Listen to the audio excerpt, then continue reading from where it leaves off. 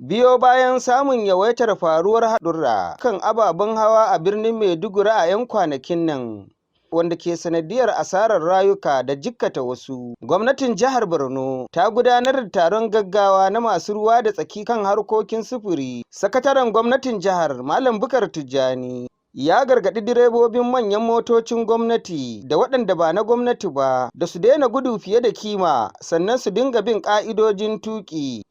Mutane da yawa direbobi wanda za su bi umarni na tafiya a hanya suna nan a ba su motoci su ja, amma ya za a yi cikin kwana 3-4 a just distance karamin nan a ce mutane 10 ko fiye da haka sun mutu. Sai dai ɗaya daga cikin direbobin manyan motocin gwamnati ya bayyana irin ƙalubalen da suke fuskanta daga 'yan ta'adda, musamman ma a yayin da suke bulaguro zuwa wasu yankuna na jihar.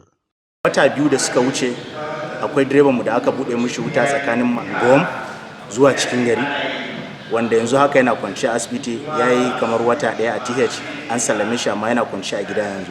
Kwamishinan ayyuka da gidaje injiniya Mustapha Biyo ya buƙaci direbobi a dukkanin matakai da su kasance masu bin ƙa'ida, sannan su kiyaye dukkan wani abu da ka iya haifar da haɗari. Karshen maganganu da muka yi, a ƙarshen jawabin da muka yi, na ce insha Allah za mu yi kokari mu yi irin wannan taro ma in collaboration with Federal Safety Corporation of Nigeria da kuma mutanen Borno, mu yi taron ma wanda direbobi na 'yan kasuwa, manya-manyan direbobin kasuwa, so da abubuwan da ke faruwa cikin gari insha Allah ba zai sake faruwa ba.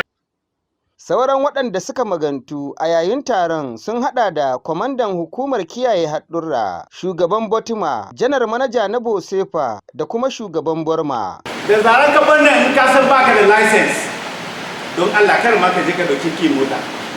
Jihar da zai mubarak a Birnin.